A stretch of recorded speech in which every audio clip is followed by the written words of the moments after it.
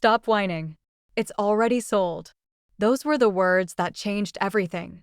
My son, Mike, stood in my kitchen like he owned the place, arms crossed, completely unbothered by the devastation he'd just delivered. I needed that money for my trip to Italy. I stared at him, my hands still wet from washing dishes, Frank's coffee mug trembling in my grip. You sold your father's Rolex without asking me. Mom, seriously, get over it. It's just a watch. Just a watch. 6 months after burying my husband of 43 years, and my own son had stolen the only thing of Frank's I wore every day, wound every morning like Frank taught me, feeling connected to him through that simple ritual. If you're watching this, subscribe and let me know where you're watching from. The thing about betrayal is that it has a taste. Bitter, metallic, like pennies on your tongue. Standing there in my Chicago kitchen, staring at my 42-year-old son, who apparently thought grief had an expiration date, I tasted it fully for the first time. Which pawn shop? I asked quietly. Mike's wife, Ashley, looked up from her phone. Oh, good. She's being reasonable now. Her voice dripped with that particular condescension she'd perfected over the years. Honestly, Dorothy, clinging to material possessions isn't healthy. Frank wouldn't want you living in the past. Don't tell me what Frank would want, I thought, but bit my tongue. Ashley had been telling me what Frank would want since the funeral. Usually whenever it involved me giving them something. Golden State Pawn on Milwaukee Avenue, Mike said, checking his watch. An expensive Apple thing that probably cost more than Frank's Rolex was worth. They gave me $800. Not bad for something that old. $800 for a 1978 Rolex Submariner that Frank had saved 3 months of overtime to buy when Mike was born. The watch Frank wore every single day of our marriage except the day he died, when the hospital handed it to me in a plastic bag with his wedding ring. That watch was worth at least $3,000, I said. Ashley snorted. In what universe? It wasn't even running properly. Because I was the one winding it, keeping it alive, keeping Frank alive in some small way. But they wouldn't understand that. Mike and Ashley lived in a world where everything had a price tag and nothing had a memory. I'm going to get it back, I announced. Good luck with that, Mike said, heading for the door. We fly out tomorrow morning. Ashley's been planning this trip for months. Ashley followed him, pausing at the door with that fake sympathetic expression she wore whenever she wanted to seem caring. Dorothy, you really should consider therapy. This obsession with Frank's things isn't normal. The door slammed, leaving me alone with the bitter taste of betrayal and the silence that had become my constant companion since Frank died. But here's what Mike and Ashley didn't know about their pathetic old mother. I'd spent 40 years as a bank manager. I knew the difference between giving up and strategic planning, and I was done giving up. The pawn shop was exactly what I'd expected, cramped, dusty, with the kind of fluorescent lighting that made everything look sickly. The man behind the counter had arms covered in tattoos and the weary expression of someone who'd seen every sob story in the book. You hear about the Rolex? He asked before I even opened my mouth. How did you know? Your son warned me you might show up. Said you were having a hard time letting go. He shrugged apologetically. Look, lady, I feel for you, but business is business. I paid fair market value. Fair market value. As if there was a standard price for 43 years of marriage, for the sound of Frank winding that watch every morning while his coffee brewed. For the weight of it in my hands when the hospital nurse placed it there alongside his wedding ring. I'll buy it back. Whatever you need. The man, his name tag read Danny, looked uncomfortable. It's already sold. Guy came in this morning, paid cash, no returns in this business. My heart sank. Some stranger was walking around Chicago wearing Frank's watch, and I'd never see it again because my son needed pizza money for his Italian vacation. But here's the thing, Danny continued, lowering his voice. We found something weird when we were cleaning it up for sale. He disappeared into a back room and returned with a small manila envelope. There was a hidden compartment in the back. Real professional job had to have been done by a jeweler. Found this inside. Inside the envelope was a folded piece of paper yellowed with age. In Frank's careful handwriting, Dorothy's birthday, July 15th, 1955. The day I knew I'd marry her. Below that, a series of numbers and letters that looked like some kind of code. SS4457CH0815DS. I stared at the paper, my hands shaking. Frank had never mentioned any hidden compartment. In 43 years of marriage, he'd kept this secret, hidden in plain sight on his wrist. "You recognize those numbers?" Danny asked. I shook my head, but something about them nagged at me. They looked familiar, like a password or account number. Frank had been meticulous about record-keeping, always writing down important numbers in his careful handwriting. "The guy who bought the watch," I said suddenly. "What did he look like?" Danny's expression shifted, became more guarded. "Why?"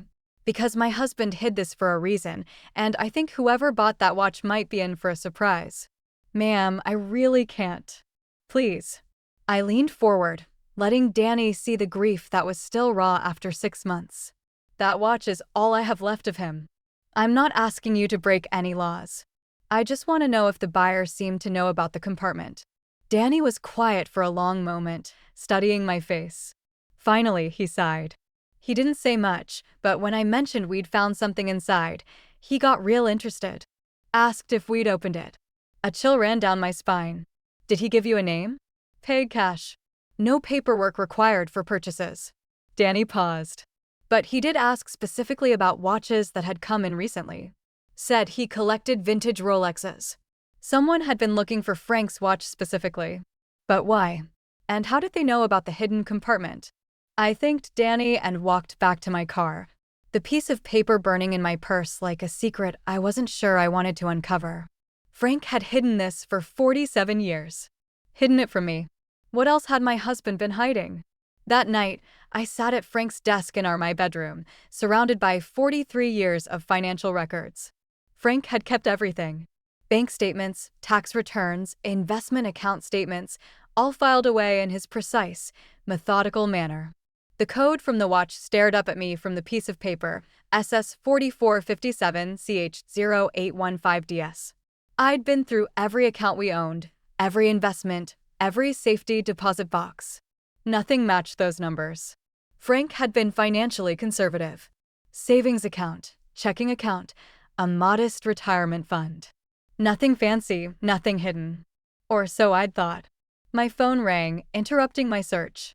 Mike's name flashed on the screen. "Mom, Ashley's upset. She says you made a scene at the pawn shop." I almost laughed. In what world was trying to recover my husband's stolen watch making a scene? "I want to buy back your father's watch. Unfortunately, someone else already purchased it." See, problem solved. Time to move on. The casualness in his voice made my chest tighten with anger. This was Frank's son, the baby Frank had worked double shifts to provide for, the kid Frank taught to throw a baseball and change a tire. When had Mike become this cold? "Mike, there was something hidden inside the watch. Your father left me a message." Silence on the other end. Then, what kind of message? "I'm not sure yet, but it looks like account numbers or a password." "Mom." Mike's voice changed, became more alert. What exactly did the message say? Something in his tone made me hesitate. This was the most interested Mike had sounded in anything related to his father since the funeral. "Just some numbers," I said vaguely. "Probably nothing important. Maybe I should come over, help you figure it out." Now, I did laugh, bitter and sharp. Yesterday you told me to stop living in the past. Today you want to help sort through Frank's things. I'm just trying to be supportive by stealing his watch. Mike sighed heavily. "Fine, be stubborn, but don't come crying to me when you drive yourself crazy chasing ghosts." After he hung up, I stared at the phone. Mike's sudden interest was suspicious, but I couldn't figure out why. He'd made it clear he considered Frank's possessions worthless sentiment. Unless they weren't just sentiment. I returned to the desk, but this time I approached it differently. Instead of looking for accounts that matched the numbers, I started looking for patterns. Frank had been an accountant before his retirement. He thought in systems, in logical progressions. SS could be Social Security. Frank's number started with 457, but not 4457. CH could be Chicago, where we'd lived our entire marriage. 0815 made me pause. August 15th, our wedding anniversary. DS was harder. Frank's initials were FS. Mine were DS. Dorothy Sullivan. My initials. The code included my initials.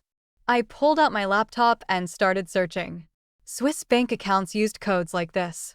So did offshore investment firms. 3 hours later, I found it. Secure Solutions Investment Management, based in the Cayman Islands. Their website was discreet, professional, catering to high-net-worth individuals seeking privacy and security. The account login page required a client number and password.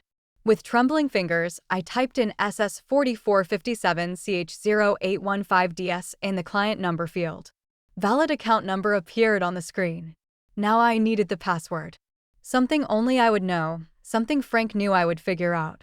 I tried our wedding date, our address, my birthday. Nothing. Then I remembered the note. Dorothy's birthday.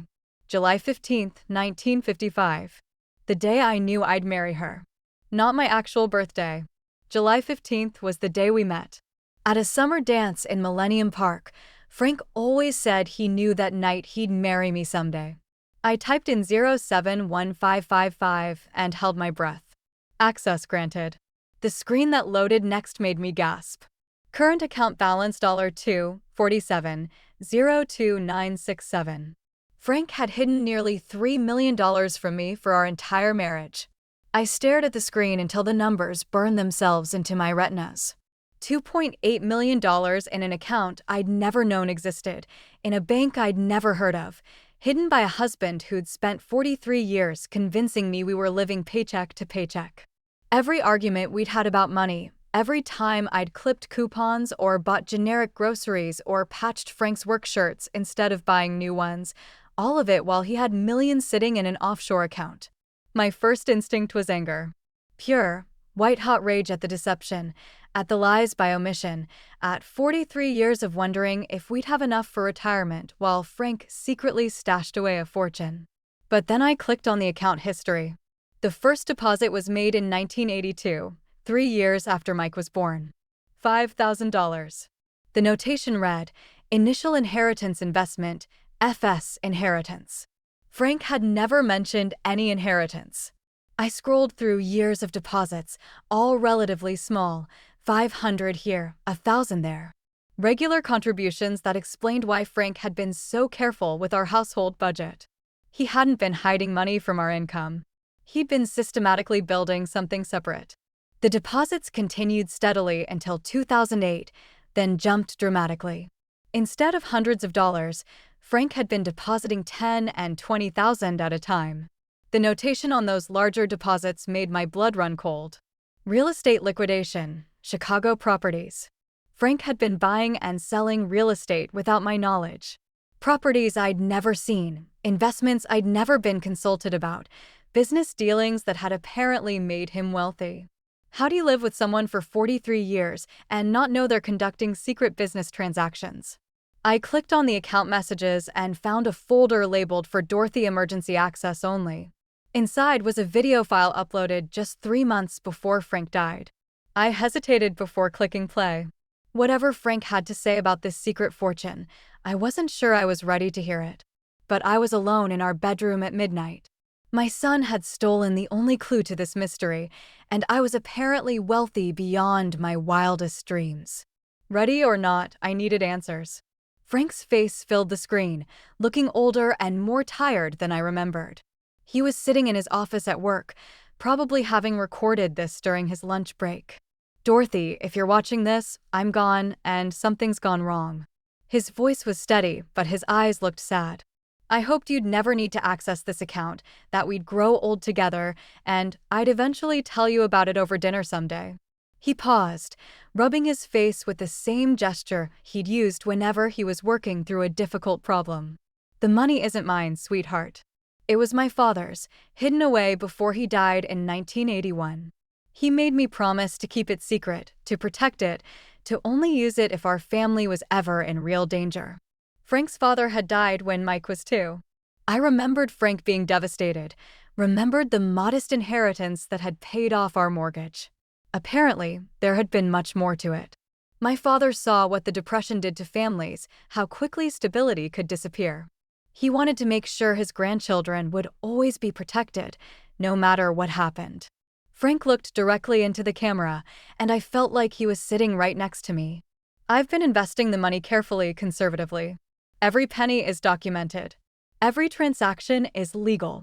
It's grown because I've been reinvesting for 40 years, but the original amount was meant to be emergency money, insurance against catastrophe. The video continued, with Frank explaining the account details, the investment strategy, the legal protections he'd put in place, but I was stuck on one phrase. I hoped you'd never need to access this account. Frank had died of a heart attack at work. Sudden, unexpected, no warning signs. How could he have known I'd need this money? Unless the catastrophe he'd been protecting against wasn't random. Unless Frank had known something about our family that I was just beginning to understand. The next morning, I called in sick to my part-time job at the library. For the first time in 6 months, I had something more important to do than organizing returned books and shushing teenagers. I needed to understand what Frank had meant by real danger. The investment account had detailed records going back 40 years, but I started with the recent transactions. Frank's last deposit had been made just 2 weeks before he died. $25,000 with the notation property sale emergency liquidation. Emergency liquidation. Frank had been converting assets to cash right before his death. I spent the morning researching every property transaction Frank had made. The man I'd been married to for 43 years had apparently been a secret real estate mogul, buying and selling properties all over Chicago with money I didn't know we had. But here's what made my blood run cold. Every property Frank had sold in the last year had been purchased by the same buyer, a company called Sullivan Investments, LLC. Sullivan was Mike's last name, too. I grabbed my phone and called my nephew Danny, who worked in real estate. If anyone would know about property transactions in Chicago, it would be Danny. Aunt Dot, how are you holding up? I'm fine, honey. Listen, I need to ask you about something. Have you ever heard of a company called Sullivan Investments, LLC? Danny was quiet for a moment. Actually, yeah. They've been pretty active lately, buying up properties in good neighborhoods. Cash deals, moving fast. Why? Do you know who owns the company? I can find out. Give me an hour. I spent that hour going through Frank's desk more carefully, looking for any documentation about his real estate dealings. Hidden in the back of his filing cabinet, behind 40 years of tax returns, I found a folder marked insurance policies. But instead of insurance documents, the folder contained contracts, property deeds, and correspondence related to Frank's investments. At the bottom of the pile was a letter that made my hands shake. It was from a private investigator dated 6 months before Frank's death. Mr. Sullivan, per your request. I've completed the investigation into your son, Michael Sullivan's financial activities. My findings are concerning. Your son has accumulated approximately $180,000 in gambling debts to several offshore betting sites. He's also taken out multiple high-interest loans against his business using fraudulent information about his income and assets. Of greater concern are the inquiries Mr. Sullivan has been making about your estate. He's contacted 3 different lawyers asking about inheritance law and the process for contesting wills. He's also made inquiries about power of attorney procedures and elder care facilities. I believe your son is planning to have you declared incompetent in order to gain control of your assets. The paperwork I've uncovered suggests he's been researching this option for several months. I recommend taking immediate steps to protect your assets and ensure your wife's financial security. Regards, Thomas Chin, private investigator. My phone rang, Danny. Aunt Dot, you're not going to believe this. Sullivan Investments LLC is owned by Mike Sullivan. You're Mike. I closed my eyes, the pieces finally falling into place. Frank hadn't been hiding money from me. He'd been hiding it from Mike. Every property sale, every cash deposit, every emergency liquidation had been Frank systematically moving assets out of Mike's reach. Frank had known his own son was planning to rob us. But Frank had died before he could warn me, leaving only the hidden compartment in his watch as a clue to find the truth. My son hadn't stolen Frank's Rolex for vacation money. He'd stolen it because he was looking for exactly what I'd found, access to Frank's hidden fortune. And now that Mike knew I'd found something in the watch, he wouldn't stop until he figured out what it was. I was still sitting in Frank's chairs, staring at the private investigator's report when I heard Ashley's key in my front door. She'd had a spare key since the funeral, ostensibly to check on me when Mike was working. Now I understood she'd been checking on Frank's assets. "Dorothy, are you here?" Ashley's voice echoed through the house. Artificially sweet. Mike and I stopped by before heading to the airport. I quickly shoved the investigator's report back into the folder and minimized the offshore account on my laptop screen. Whatever game Mike and Ashley were playing, I needed to understand the rules before I revealed my hand. In the bedroom, I called back. They appeared in the doorway moments later. Mike carrying a small suitcase and Ashley wearing the kind of outfit that screamed expensive vacation. Her designer sunglasses probably cost more than most people's rent. "Just wanted to say goodbye," Mike said, but his eyes were scanning Frank's desk, taking inventory of the papers spread around me. "What are you working on?" "Sorting through your father's things," I said carefully. "There's so much I never knew about." Ashley stepped closer, her gaze focused on my laptop screen. "Find anything interesting?" The question sounded casual, but I caught the sharp attention in her voice. These weren't courtesy visits. They were reconnaissance missions, just old bank statements and tax records. "Your father was very thorough with his paperwork." Mike relaxed slightly. "Yeah, Dad was obsessive about record keeping. Probably kept every receipt from the last 20 years. "Actually," I said, deciding to test their reaction, "I did find something odd. Your father had some kind of investment account I didn't know about. Nothing major, just a few thousand." The change in both their expressions was immediate and unmistakable. Mike stepped forward, trying to appear casual, but failing completely. "An investment account? What kind?" "I'm not sure yet. The paperwork is confusing. I might need to hire an accountant to help me figure it out." Ashley exchanged a quick glance with Mike. "We could help you with that. Mike's good with financial documents." "I bet he is," I thought, remembering the private investigator's report about Mike's gambling debts and fraudulent loan applications. "That's very kind. But I already made an appointment with Frank's old accounting firm. They'll know how to handle his investments properly." Mike's jaw tightened. "Mom, those guys charge $300 an hour. I can look at the paperwork for free." "I can afford $300 an hour, Mike." The silence that followed was loaded with tension. Ashley's mask of concern was slipping, revealing the calculating woman underneath. Mike was practically vibrating with frustrated energy. "We should probably get going," Ashley said finally. "Don't want to miss our flight."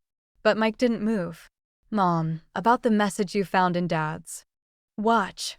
Maybe I should take a look at those numbers before we leave, just to make sure they're not something important." "What numbers?"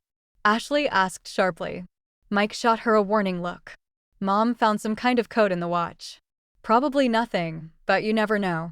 Now Ashley was fully alert, her vacation excitement replaced by laser focus. "What kind of code?" I stood up slowly, using my full height to look down at my daughter-in-law, the kind that's none of your business. Ashley's face flushed red. "Excuse me. You heard me. My husband left me a private message." Private being the operative word. "Mom." Mike stepped between us, his voice taking on that patronizing tone I'd grown to hate. "We're family. There's no need for secrets." "Secrets?" I almost laughed at the irony. "Like the secret gambling debts or the secret company you've been using to buy properties with money you don't have." The color drained from Mike's face. Ashley's mouth fell open. "I don't know what you're talking about," Mike said, but his voice was shaky now. "Sullivan Investments LLC ring a bell?" I watched both their faces go pale. "Your father knew, Mike. He knew everything." Ashley recovered first, her voice turning vicious. "You crazy old woman. You don't know anything. I know your husband owes $180,000 to offshore gambling sites. I know he's been researching how to have me declared incompetent, and I know he's been planning this for months." Mike slumped against the doorframe like his strings had been cut. The fight went out of him completely. "How?" he whispered. "Your father hired a private investigator. Every lie, every debt, every plan you made to steal from us. It's all documented." I walked to the desk and pulled out the investigator's report, watching Mike's face as he recognized the letterhead. "Frank protected me from you, even after his death." That code you're so interested in, it's the key to more money than you've ever dreamed of. Money that will never, ever belong to you. Ashley grabbed Mike's arm. We need to leave now. But Mike was staring at me with something that looked like respect for the first time in years. He really knew. He knew his son was planning to rob his own mother. What kind of man does that make you, Mike? For just a moment, Mike looked like the little boy I'd raised, confused and ashamed. Then Ashley's grip on his arm tightened, and the moment passed. This isn't over, Ashley hissed as they headed for the door. Yes, it is, I called after them. It's been over since the day you decided I was worth more to you dead than alive. The front door slammed, leaving me alone with my husband's secrets and the knowledge that the real fight was just beginning. 2 days after Mike and Ashley's dramatic exit, my doorbell rang at 8 o'clock in the morning. Through the peephole, I saw a woman in an expensive suit holding a briefcase. Behind her stood a man who looked like he'd stepped out of a law school catalog. Mrs. Sullivan. I'm Catherine Wells from Wells Morrison and Associates. This is my colleague, David Kim. We represent your son, Michael, in some family legal matters. Family legal matters. That was one way to put it. I opened the door, but didn't invite them in. What can I do for you? Catherine smiled with the kind of practiced warmth that probably cost $300 an hour. Mrs. Sullivan, your son is concerned about your well-being. He's asked us to discuss some options that might be beneficial for everyone involved, such as David stepped forward, pulling out a tablet. We understand you may have discovered some financial accounts that your late husband kept private.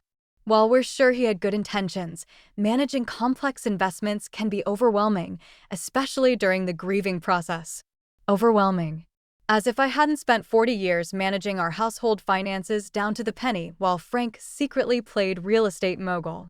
I appreciate your concern, but I'm perfectly capable of managing my own affairs. Catherine's smile never wavered. Of course you are, but consider this.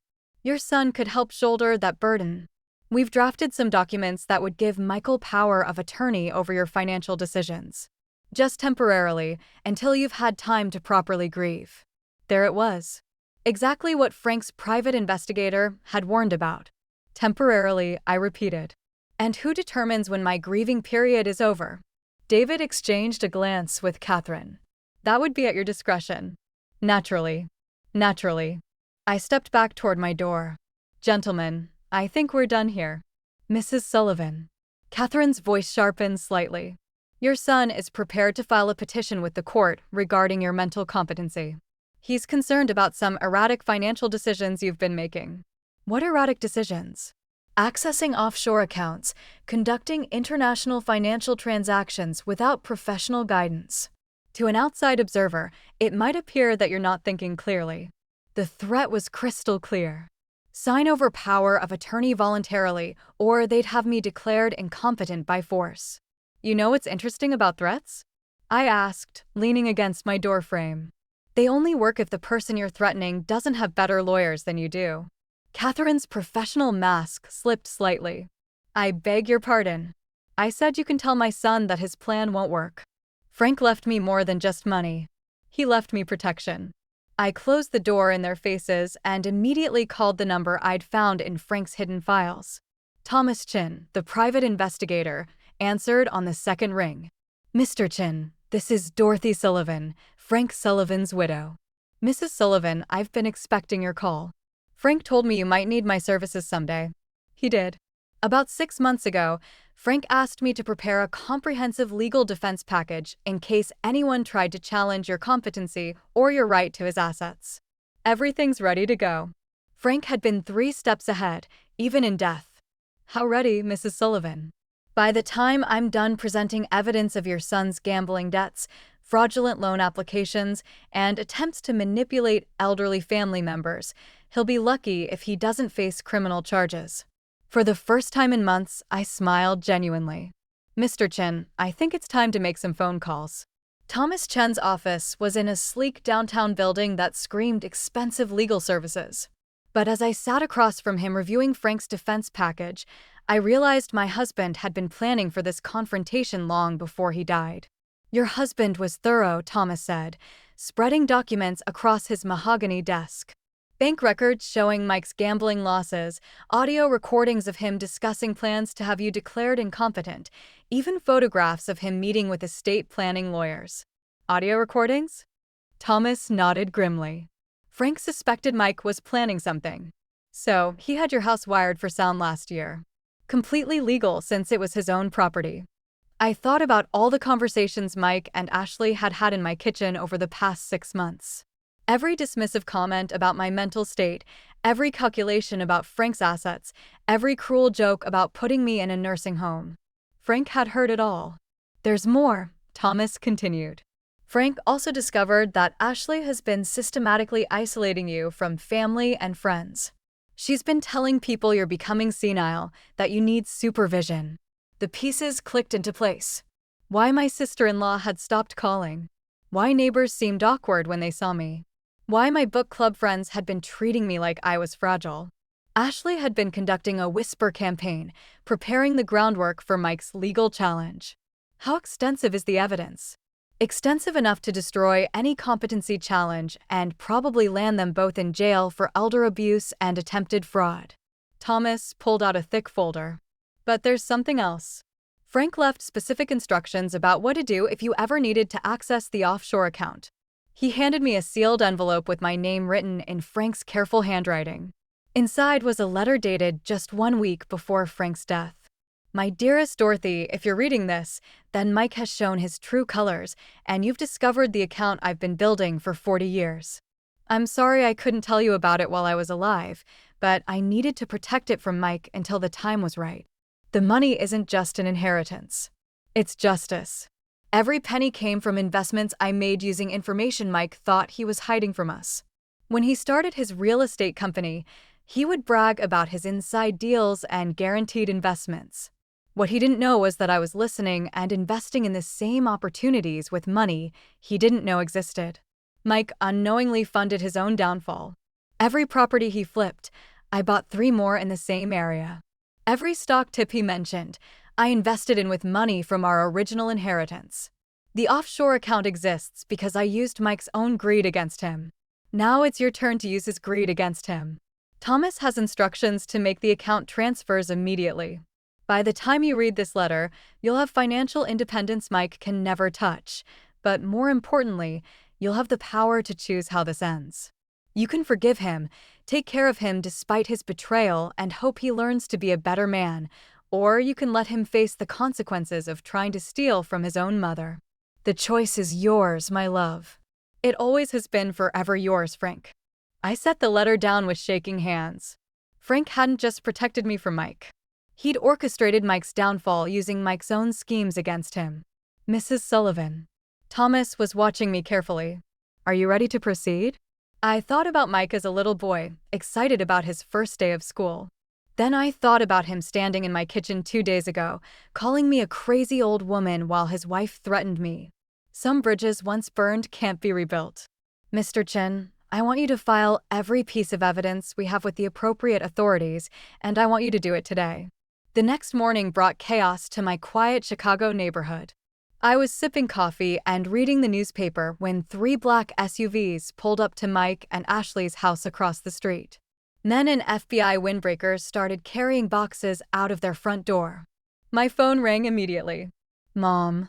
Mike's voice was panicked, desperate. What did you do? I protected myself, I said calmly, watching through my kitchen window as agents loaded computers and filing cabinets into their vehicles. What you should have done for your family instead of trying to rob them. You don't understand. This will destroy us. You destroyed yourselves. I just documented it. Ashley's voice came through the phone, shrill and angry. You vindictive old witch. We were trying to help you by stealing my husband's watch, by planning to have me declared incompetent, by spreading lies about my mental health to isolate me from friends and family. The line went quiet except for Ashley's ragged breathing. Frank knew everything, Mike. Every debt, every lie, every plan you made to rob us. He spent the last year of his life protecting me from his own son. Dad wouldn't. Your father hired a private investigator to document your gambling addiction and your plans to steal my inheritance. He had our house wired for sound so he could record every conversation you had about putting me in a nursing home. I heard Mike make a sound like a wounded animal. The FBI is seizing your business records because Frank's evidence shows you've been using fraudulent information to secure loans. The IRS is auditing you because you've been hiding income. And the state attorney's office is investigating you for elder abuse. Mom, please. Mike's voice broke. I never meant for it to go this far. When did it start, Mike? When did you decide your mother was worth more to you dead than alive? Long silence. When Mike spoke again, his voice was barely a whisper. When I realized Dad had been hiding money from us, I saw some paperwork in his office last Christmas, references to accounts I'd never heard of. I thought if you both died, everything would come to me automatically. The honesty was brutal, but somehow cleaner than the months of lies and manipulation. You were wrong. Frank made sure everything would be protected from you. How much? Mike asked. How much did he hide? Enough to ensure I never have to depend on family who sees me as a burden. I hung up and watched through the window as FBI agents escorted Mike and Ashley to separate cars. Ashley was screaming at the agents, probably demanding lawyers and threatening lawsuits. Mike just looked broken. My phone rang again. This time it was my neighbor, Mrs. Patterson. Dorothy, I just wanted to call and apologize. Ashley told me you were having memory problems, and I believed her. I should have talked to you directly. It's all right, Helen. Ashley can be very convincing. Is it true what they're saying? That Mike was planning to steal from you. I looked at Frank's picture on my mantle, remembering the man who protected me even after death. It's true, but it's over now. 3 weeks later, I sat in Thomas Chen's office, reviewing the final legal documents. Mike and Ashley were facing federal fraud charges. Their business had been seized and their assets frozen pending investigation, but that morning had brought an unexpected visitor. Mrs. Sullivan, there's someone here to see you, Thomas's secretary announced. Says his name is Richard Torres, and he has something that belongs to you. The man who entered was in his 60s, well-dressed with the kind of careful demeanor that suggested law enforcement background. In his hands was a familiar blue velvet box. Mrs. Sullivan, I'm the one who bought your husband's watch from the pawn shop. I stared at him confused. How did you know to find me? Richard smiled and set the box on Thomas's desk. Because Frank Sullivan hired me 20 years ago to protect this watch if anything ever happened to him. I don't understand. I'm a retired federal marshal, Mrs. Sullivan. Your husband contracted me to monitor certain situations. When the watch appeared at Golden State Pawn, I was notified immediately. Thomas was taking notes furiously. You were surveillance on Mike Sullivan? Among other things, Frank was thorough in his preparations. Richard opened the velvet box, revealing Frank's Rolex. But there's something else you need to know about this watch. He turned it over and pressed something on the back. A second hidden compartment opened, smaller than the first. Inside was a micro SD card. Frank recorded everything, Mrs. Sullivan. Every conversation Mike had about manipulating you, every meeting with lawyers about declaring you incompetent, every discussion about what to do with your assets after you were gone. The room spun slightly. Frank was recording Mike for 18 months. Audio, video, financial records, everything needed to ensure Mike could never successfully challenge your mental competency or your right to Frank's inheritance.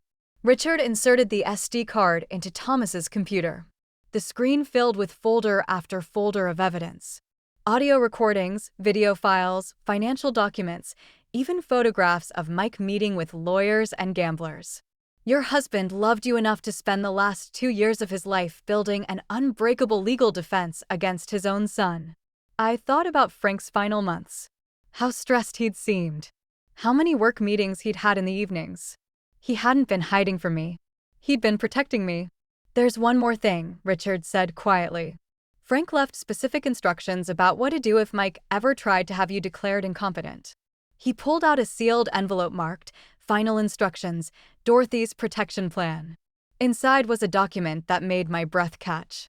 In the event that Michael Sullivan attempts legal action against Dorothy Sullivan's mental competency, the following assets will be transferred immediately to the Chicago Children's Hospital in Michael Sullivan's name.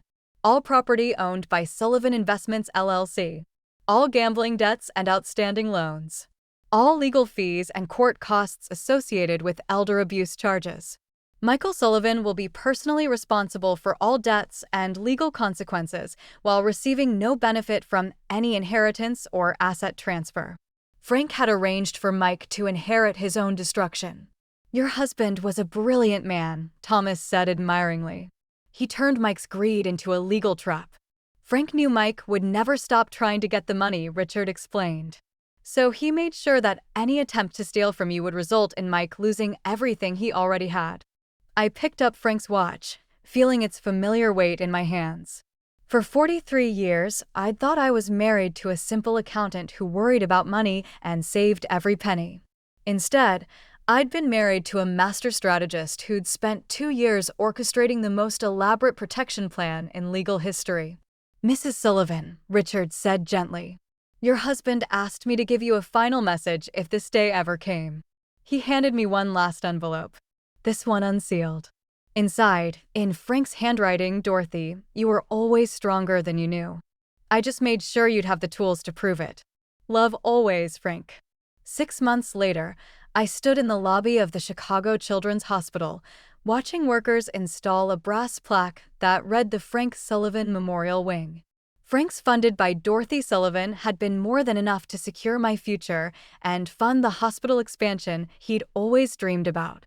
The final irony was that Mike's attempt to steal from me had directly resulted in the largest charitable donation in the hospital's history. My phone buzzed with a text from Thomas Chin. "Mike's sentencing hearing is next week. They're recommending 2 years federal prison plus full restitution. Ashley took a plea deal for 18 months. Still want to attend?" I typed back, "No, I have better things to do." And I did. At 73, I was finally living the life Frank had protected for me. I'd bought a small house near the lake, joined 3 book clubs, and started volunteering at the hospital twice a week. For the first time in decades, I was making decisions based on what I wanted, not what my family expected. My doorbell rang as I was preparing dinner. Through the peephole, I saw a young woman with Mike's eyes and nervous smile. "Grandma Dorothy, it's Melissa, Mike's daughter." I hadn't seen her since Frank's funeral.